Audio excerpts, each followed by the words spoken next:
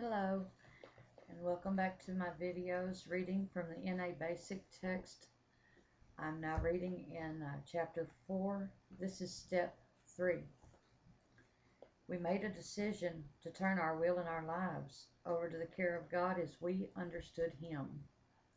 As addicts, we turn our will and our lives over many times to a destructive power. Our will and our lives were controlled by drugs. We were trapped by our need for instant gratification that drugs gave us. During that time, our total being, body, mind, and spirit, was dominated by drugs.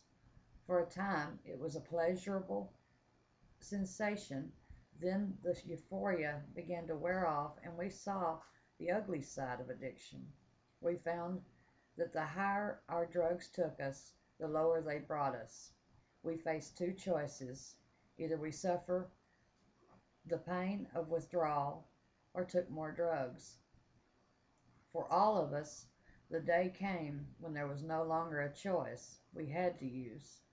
Having given up our will and our lives to our addiction, in utter desperation, we looked for another way. In Narcotics Anonymous, we decided to turn our will and our lives over to the care of God as we understood Him. This is a giant step.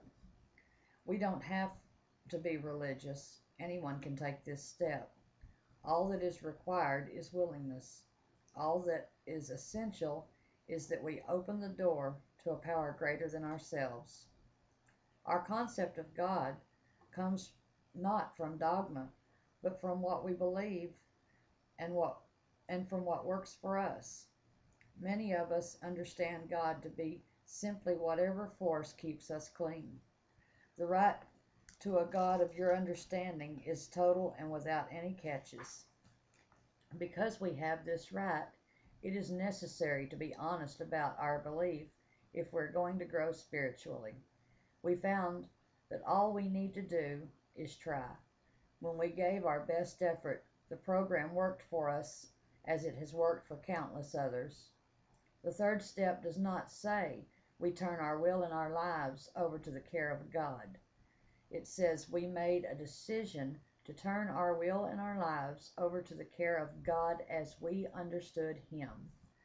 We made the decision. It was not made for us by the drugs, our family, a probation officer, judge, therapist, or doctor.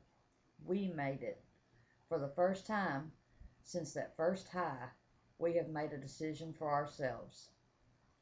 The word decision implies action. This decision is based on faith.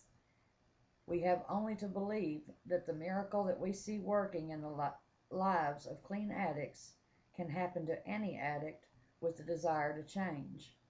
We simply realize there is a force for spiritual growth that can help us become more tolerant, patient, and useful in helping others. Many of us have said, "Take my will in my life, guide me in my recovery, and show me how to live clean." The relief of letting go and letting God helps us develop a life that is worth living. Surrendering to the will of our higher power gets easier with daily practice. When we honestly try, it works. Many of us start our day with a simple request for guidance from our higher power. Although we know that turning it over works, we may still take our will and our lives back.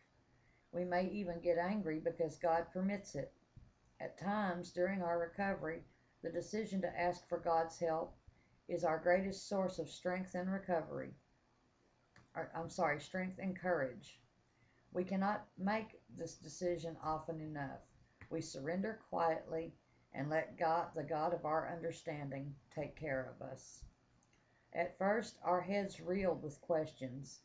What will happen when I turn my life over? Will I become perfect? We may have been more realistic than this. Some of us had to turn to an experienced NA member and ask, "What was it like for you?" The answer will vary from member to member. Most of us feel open-minded. Willingness and surrender are the keys to this step. We have surrendered our will and our lives to the care of a power greater than ourselves. If we are thorough and sincere, we will notice a change for the better. Our fears are lessened, and faith begins to grow as we learn the true meaning of surrender. We are no longer fighting fear, anger, guilt, self-pity, or depression. We realize that the power that brought us to the program is still with us and will continue to guide us if we allow it. We are slowly beginning to lose the paralyzing fear of hopelessness. The proof of this step is shown in the way we live. We have come to enjoy living clean and want more of the good things that NA Fellowship holds for us. We know now that we cannot pause in our spiritual program. We want all that we can get. We are now ready for our first honest self-appraisal, and we begin with step 4. Thanks for watching my videos. I appreciate it. If anyone out there needs help finding a program or finding a meeting, you can call 1-888-NA-WORKS. The operators will be happy to help you find a meeting in your area.